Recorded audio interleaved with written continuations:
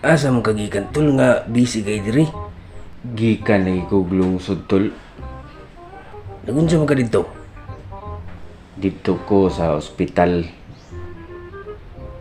Nagunsa man ka ospital?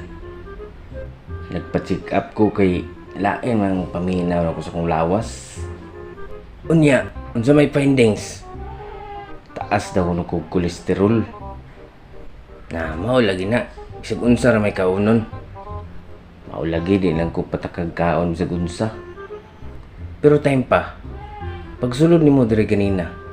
Nganong ga kaangkaang ka maglakaw? Nga taas ra man ka kag kolesterol.